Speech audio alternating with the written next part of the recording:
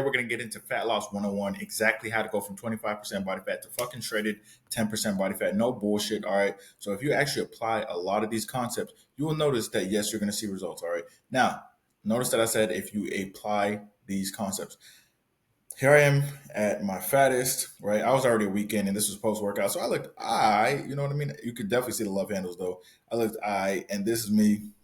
This is the body I keep now, year round, just because my habits have been instilled in me. And the thing is, changing your habits is the priority. Once you change your habits, everything else changes. All right. A lot of people think that this is all physical. You just have to run a bunch, do a bunch of push ups, do, intermittent fasting, all that goofy shit. When in reality, you have to change your mindset and become the best version of yourself. All right. So let's get right into it. All right. So who this video is not for, all right? Because I don't want any goofies watching this shit and having all these goofy expectations, all right? If you're under the age of 18, this is not for you. If you're uncoachable, not willing to commit to at least 3 months, which is a very short period of time, to be honest. Realistically, if you're not willing to commit to, the rest of your life and make this a lifestyle, you're already cooked. If you're full of excuses and constantly do fad diets, this isn't for you. If you do fad diets, you're looking for instant gratification. You're never going to reach your goals because you're not willing to delay gratification, which is essential when it comes to reaching your goals. All right. If you're not willing to change your relationship with food, then this is not for you. If you don't change your relationship with food, that means you're not willing to change your mindset, which means you're never going to get to your results. Because if you can't control the way you look at food, you can't control what you consume, you won't be able to control your results. You won't be able to get lean. It's literally impossible to get lean if you just ignore nutrition altogether. All right. If you're not ready to prioritize yourself and health, this is not for you. All right. So prioritizing yourself is not what you guys think. It's saying no to others when it doesn't benefit yourself. It's setting boundaries, and it's actually putting yourself first, like literally putting yourself first, which means if you say you're going to work out, you work out, right? Doing things that benefit you, no matter how you feel, no matter the circumstances. All right. Next, we need to make sure that we prioritize fat loss, not weight loss. Like I said, this is about going from 25 to 10% body fat. This is not about losing like 30 pounds overall, which could include muscle and water weight. This is about pure fat loss, all right? Losing fat. Majority of people say that they have these goals. They're like, yeah, man, I just want to lose 30 pounds. Do you really want to lose 30 pounds, or do you want to lose 20 pounds of fat while maintaining your muscle mass? Most likely you want to reduce your body fat percentage, reduce your waist size, reduce your love handles, right? So that means you're focusing on fat loss, not weight loss. What's the difference? You may be asking, like, hey, what's the difference? I hear people say that. All right. So fat loss obviously is going to be slower than weight loss, but it means that you're maintaining muscle while you're losing fat. If you just lose weight overall, you can be losing water weight, you can be losing muscle, right? And then you have a lot of weight fluctuations throughout the journey. So you have to realize that if you gain weight on your journey, but your waist size goes down, that's a good thing. That means you're gaining muscle and losing fat. All right, especially when you're hitting the gym, lifting weights, and eating high protein. All right, because here's the thing: when you first start your cut, a lot of my clients, when they first start their cut, their weight doesn't go down as fast as they thought it would, but their waist size goes down faster than they thought it was. Why? Because they're losing fat and gaining muscle, which is good. The more fat you lose, the better, and the better your body composition will be. The more muscle you have, the faster your metabolism will be. All right, very very simple shit. Now, too many people say they want a certain physique, but they fixate and they focus way too much on just the scale. All right. If you focus just on the scale, you're not going to get anywhere because the scale is going to go up and down throughout your journey all the time. It just happens. All right. Even if you're actually leaner, maybe the scale went up for a day or so because you had a little bit more sodium and you drank a little bit more water. All right. Simple. All right. Like I just said, all right. As you can tell, this might be my favorite shirt, yo. Anyways, if you're training for aesthetics, metabolism, and health, fat loss is what you want to prioritize. All right. So here's the difference between fat loss and weight loss as far as perspective.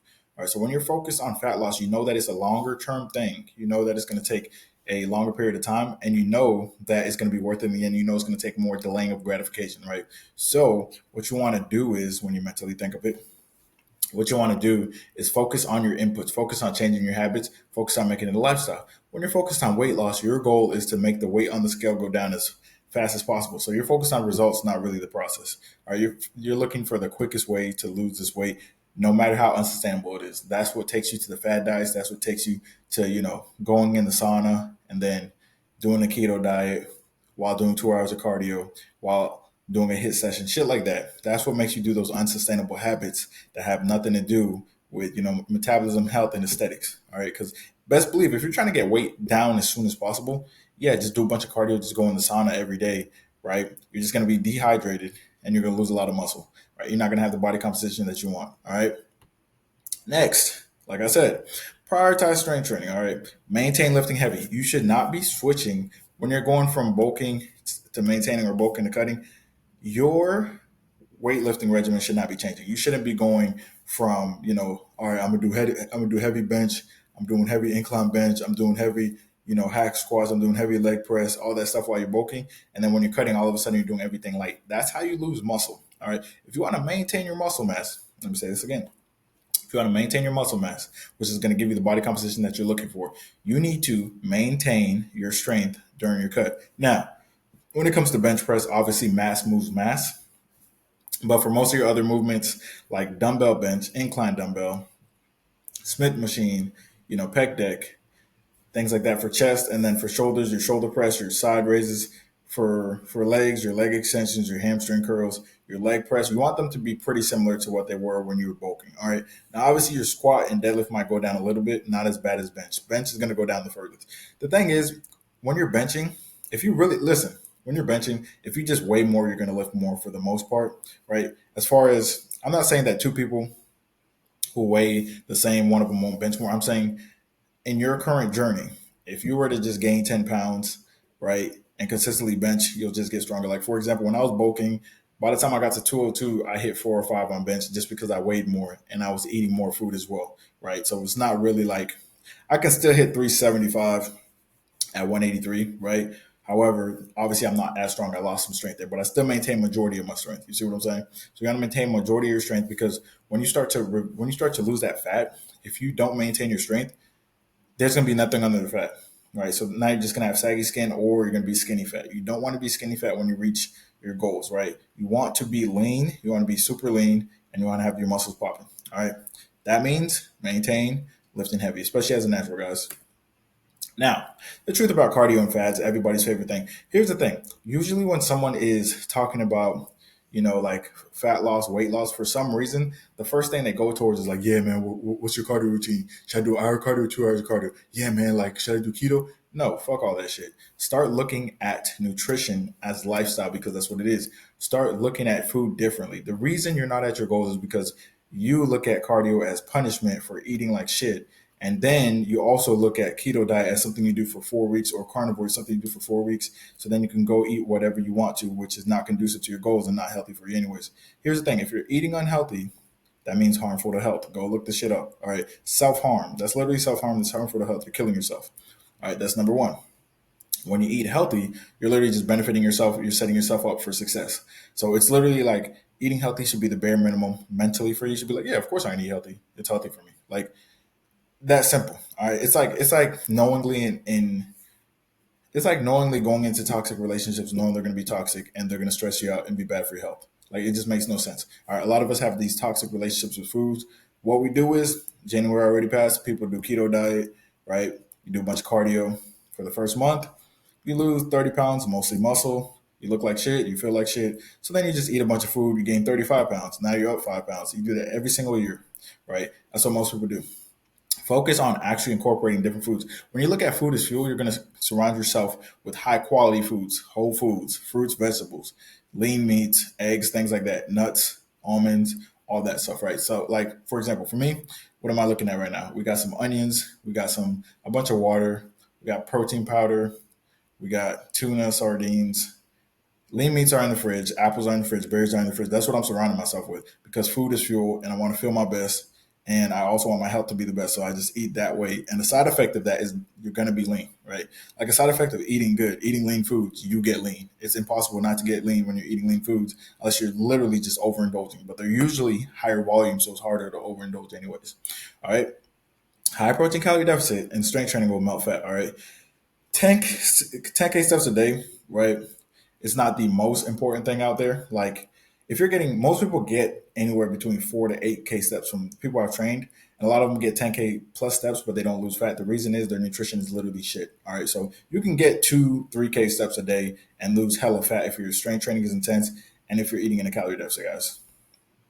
All right, like I said, my true step count was between 2 to 3K during my cut. And this was before 10K steps was on TikTok and super popular or whatever. But it's like, it goes to show just how important nutrition is. All right. Because, yeah, you can get 10K, 15K, 20K steps. But if your nutrition is absolute ass cheeks, you're not going anywhere. It's just not happening. A lot of people get 15K steps a day. They strength train pretty hard in the gym, and of course they do stairmaster after. That's how they contribute to their 15K steps, and then they're still not losing any fat. And they're like, "What is going on?" But at the same time, they're snacking on chips. They're eating, big meals during the weekend. They're eating ice cream whenever they feel like it. They're drinking liquor on the weekends. That's why. All right. Don't expect to drink liquor and lose fat. That's just a small that's a small sacrifice you have to make. But I wouldn't call getting rid of liquor a sacrifice. It literally makes no sense. If you're getting rid of something that's bad for you, how is that a sacrifice? I don't understand it. Anyways, I make sure my workouts are high intensity and I walk on the treadmill for 10 to 15 minutes before my workout. Now, a lot of people have a misconception. They're like, oh, that's the secret. He does cardio before his workouts. Oh my God, he's probably sprinting. Dude, I walk on like 2.0 speed. Actually, it's in kilometers per hour now, so it's even slower. It's like 3.5 kilometers, per hour. I just walk on that for 10 to 15 minutes, right? Just to get my body temperature up a little bit before I get into my workout. Nothing crazy. I'm not going at a 10 incline and walking super hard. Like it's all about sustainability. All right.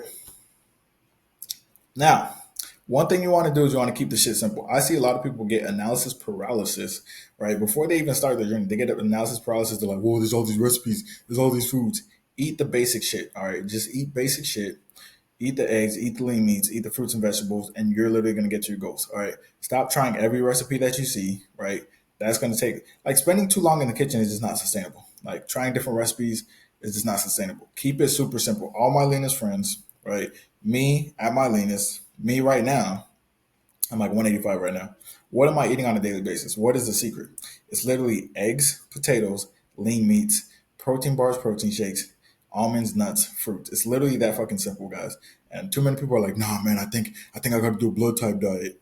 Well, the reason you think you got to do a blood type diet is because you're literally just over consuming shit on social media. All right. Most people who are trying to do these fad diets, ironically, people who say keto works and all that stuff, they're usually the fattest people I've ever seen.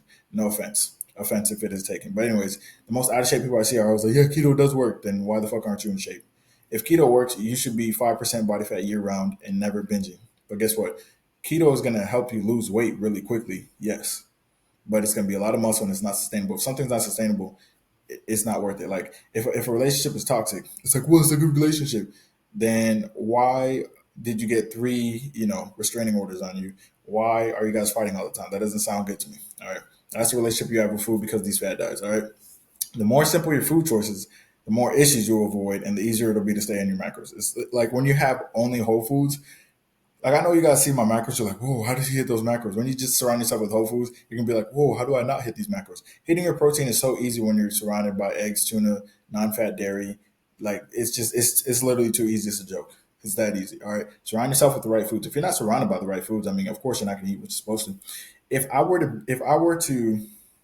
If someone who's out of shape, say someone's 30% body fat, if they were to switch, homes with me, right? They came to my apartment, I went to their apartment, right? They would get lean because they'd be like, fuck, I'm hungry. They would open the cupboard and what's in there?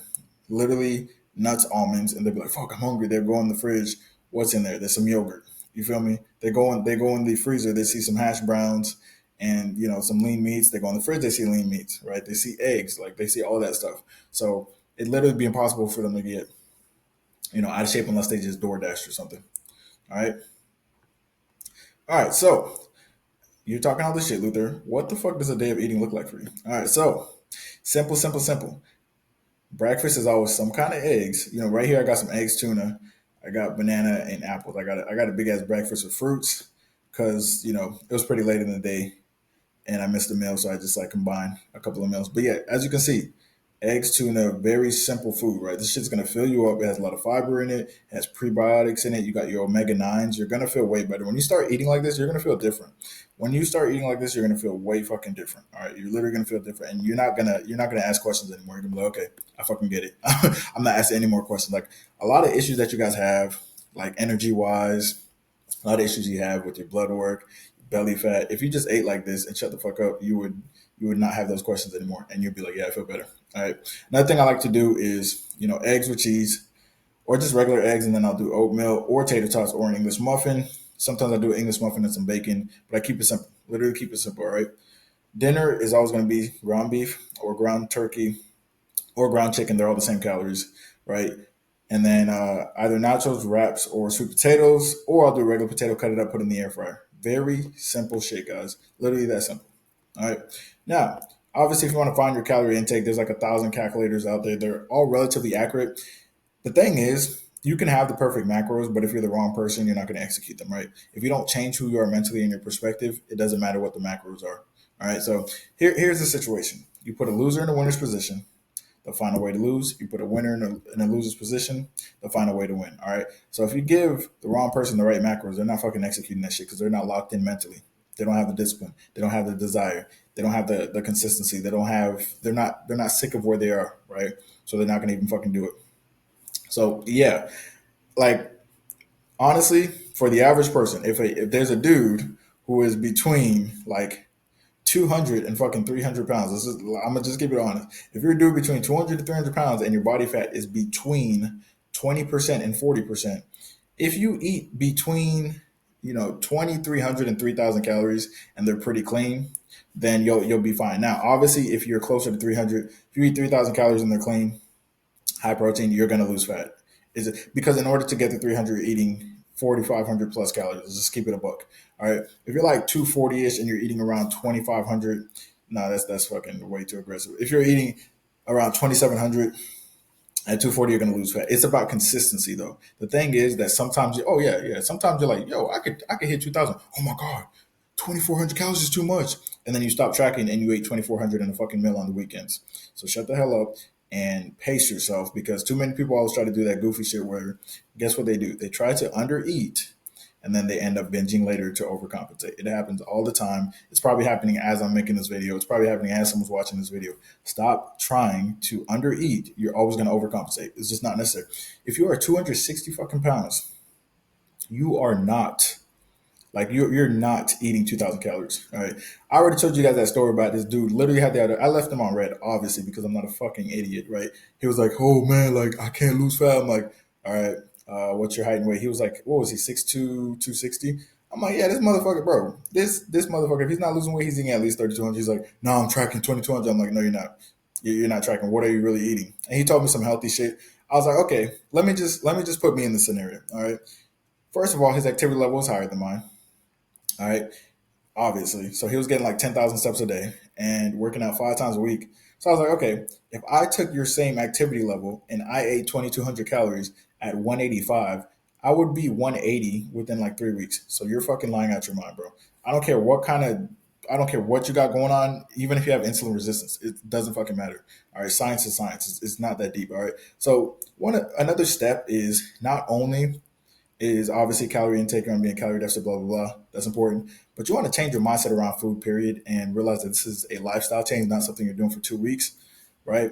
And you also want to stop lying to yourself because if you keep lying to yourself, you're the only person that has to deal with your lies, all right? I'm gonna go to sleep at night knowing I did what I need to do and I'll be fine. You're gonna keep lying to yourself and wake up and be like, "Why am I not losing fat?" Because you're lying to yourself. Stop fucking lying to yourself. You're the only person who has to listen to all your lies. All right. Every lie you've ever told, you have to hear all that shit. All right. I already know when you're lying. I'm not gonna try to convince you that you're lying because you already know you're lying. All right. Another thing, guys, is grocery shopping. Like I just said earlier, what am I surrounded by? Eggs, right? I'm surrounded by eggs, lean meats, non-fat dairy. It's really that simple. Stay on the perimeter of the grocery store, get the lean meats, right? Get the beef, ground turkey, cheddar cheese, and all that shit. Any meal that you put together with those foods is gonna have a lot of nutritional value. It's gonna have a lot of satiety and a lot of protein. All right, that is the goal. Like a lot of people try to put together good meals when in their cupboard they have Doritos and Takis, and in their fridge they got leftover fried chicken and pizza. You're not putting it together a good meal like that. It's just not happening. All right, strength training routine, guys. Very, very simple. Either use push pull legs or some kind of bro split. It's really not that deep. Focus on the compound movements. Focus on, like I said, focus on the compound movements. Focus on maintaining your strength. And of course, mind muscle connection comes over time, right? It's going to come over time. Like mind muscle connection is one of those things. The more you lift, obviously, the more you'll get used to it, the better you get at it. It's kind of like a flow state, right? But it's not something that's going to happen if you don't, if you're not consistent. It's just not going to happen, right? All right, cardio slash activity level. So if you're currently getting 10K steps a day, you don't need extra cardio, right? Honestly, in my opinion, if you're getting 5K steps a day, you really don't need extra cardio unless you just, want to throw in some extra cardio, right? Now, if you're getting like 2K steps or less, I would say add in some cardio. But if you're me and you're locked in on nutrition, then you can pretty much do the 2 to 3K steps, and you know your nutrition's going to be locked in, right? It's just going to be locked in. Because a lot of times we think that steps totally negate nutrition. They don't. They do increase your activity level, your need, which is good. But you know, if you're doing 2K steps and you're eating 2,200, right, and you're losing fat, that doesn't mean when you get to 10K you can eat 3,200. And I know a lot of people think that. So yeah, and let's get into the Apple Watch shit. Let's just knock that out the way. The Apple Watch and all that other shit, it's just not that accurate. You're not burning 1,000 calories in the fucking gym. It's just not happening, right? And if you are burning 1,000 calories in the gym, you're not, because a lot of you guys burn 1,000 calories, or you're going to MyFitnessPal and add in the calories that you burn, and then you eat those calories. That's the dumbest shit ever. You're never gonna lose fat like that. All right. Underrated factors. All right. Sleep is going to be pretty important for your leptin and ghrelin levels. You'll notice if you don't get a lot of sleep, you are not going to be able to hold back your cravings, and you're going to have a lot more cravings. You're going to eat and be like, dude, I just ate all my calories and I don't feel full at all. What's going on? You need to sleep. All right. Sometimes you think you're hungry, you're either bored or you need to get extra sleep. So take a nap. All right. Stop binging. Stop eating. All right. Of course, stress reduction is important, but another thing is not viewing food as fuel. I mean, not viewing food as cope, right? Because if you view food as cope, and stress is a guaranteed in this life, guess what? You're always going to fuck up on your nutrition because you're viewing food as cope. I don't view food as cope, so I'm not going to go to that. I used to, obviously. That's how I got fat as shit. But now I don't look at it like that. But if you look at it like that, it's going to be very hard for you to lose fat. So make sure that you are paying attention to that, and your mental diet's on point. What do I mean by mental diet? Reading books, listen to podcasts. All right. If you don't feed your mind the right shit, the world is going to feed you negative shit. Like, too many people expect to get to the results. They're like, man, I'm ready to get to my results. I'm like, okay, cool. You seem to have a plan there, but what are you going to do to change your mindset? If you don't change your mindset, you can't consistently execute how you need to execute, because you'll never become the person you need to become. If you don't become your goal self during the process, then how do you expect to get to your goal self?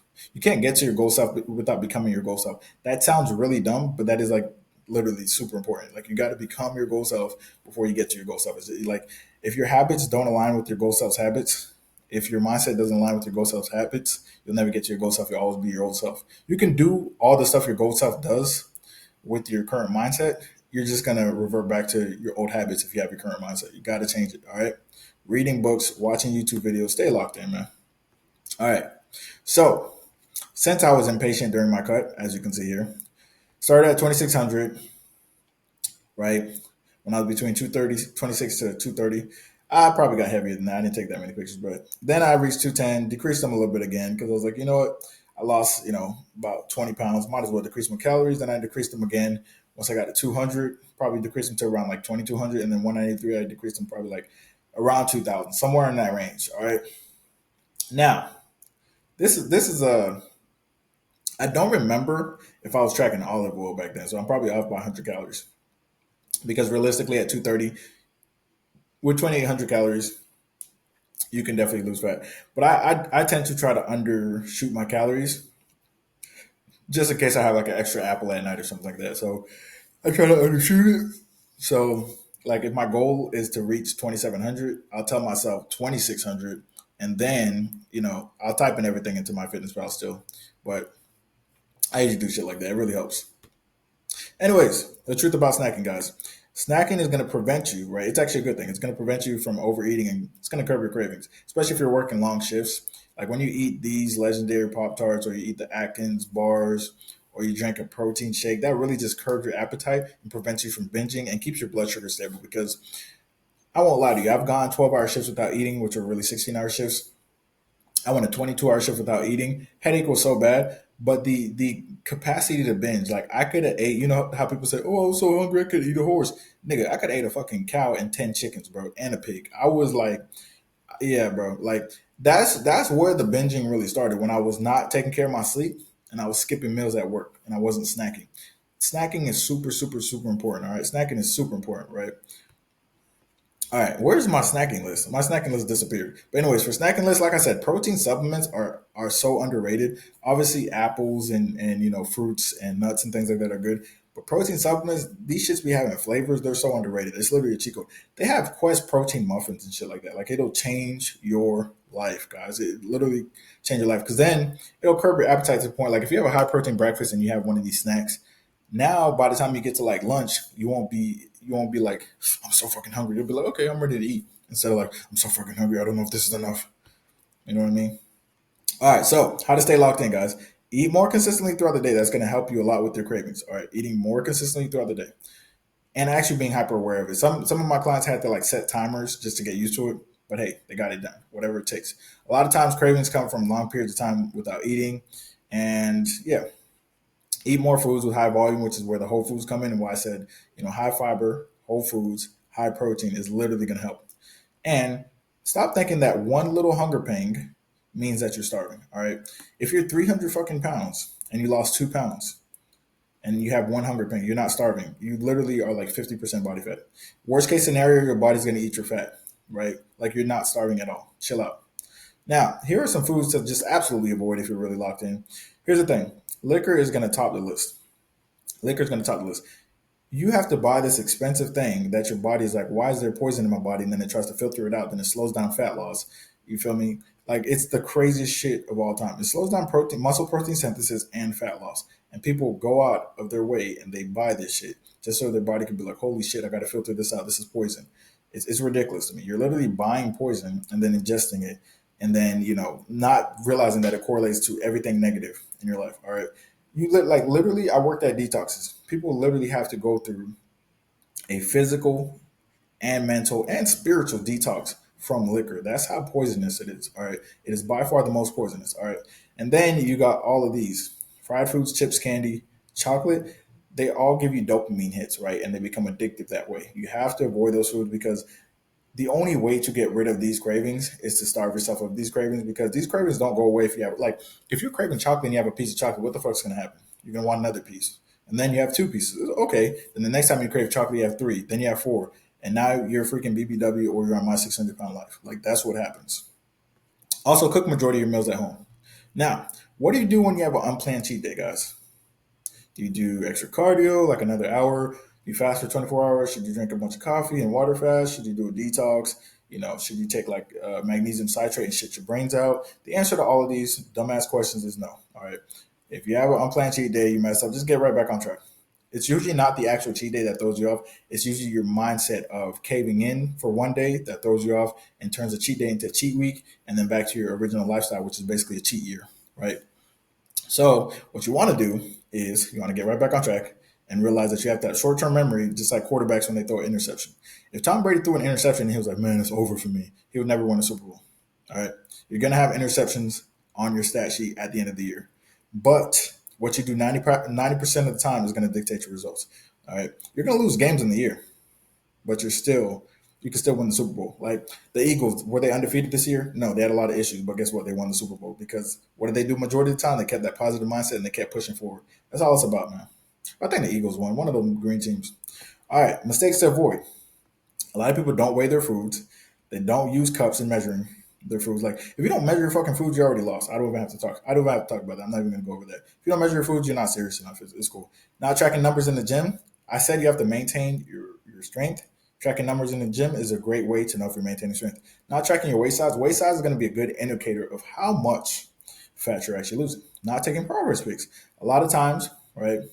If you don't do these two things, you're cooked. Because a lot of times you might lose 5 pounds in like 2 months, but in those 2 months you lost like 4 inches off your waist and you look way different. But since you don't have the progress pics and you didn't take your waist size, you think you're not making progress. All right. So make sure that you're taking progress pics and tracking your waist size. Now, not drinking enough water and not sleeping enough. These are things that are not negotiable. When it comes to sleep, make sure that you have a night routine where you get into bed when you say you're going to get into bed. Because if you want to wake up early, you don't just magically go to sleep at the same time and wake up early. You have to go to sleep early. Set your future self up for success. Don't be going to sleep at 12 a.m. and then you wake up at 9, right? And now you're like, you know what, I'm going to wake up at 5 and you still go to sleep at 12 a.m. Are you fucking crazy? If you're going to wake up at 5 a.m., get into bed by 9, all right?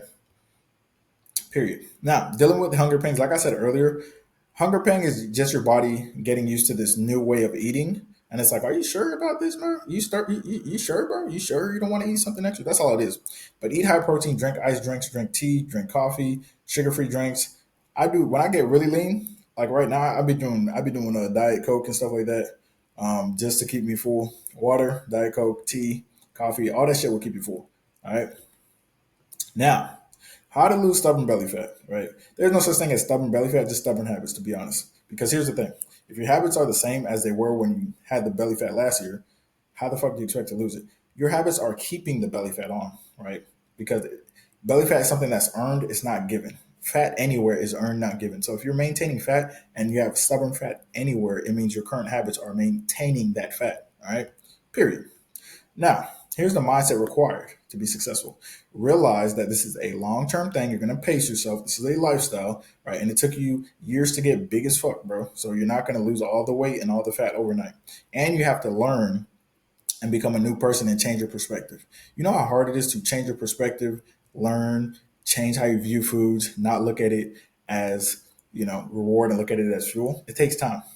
And stop being frustrated with the results you aren't getting from the work you're not putting in, and then messaging me like, "Yo, I've been working out for 2 months. I thought I'm gonna take steroids." That's just the dumbest fucking mentality I've ever heard in my life. 2 months is not even a long time. In order to gain all the fat, it took you probably 10 years, and you put in 2 months of not even consistency, and you want results? Crazy. Anyways, link will be in the description for one-on-one coaching. Serious inquiries only. If you're ready to lose fat and keep it off for good, and you're really locked in, right? You're really locked in. You want to lose the fat, you want to lose the belly fat. You're tired of, wearing baggy shirts. You're tired of not being able to take your shirt off. You're tired of your wife or girlfriend not being attracted to you. Link is in the description. Also, body gain programs in the description as well for basic workouts. Stay locked in.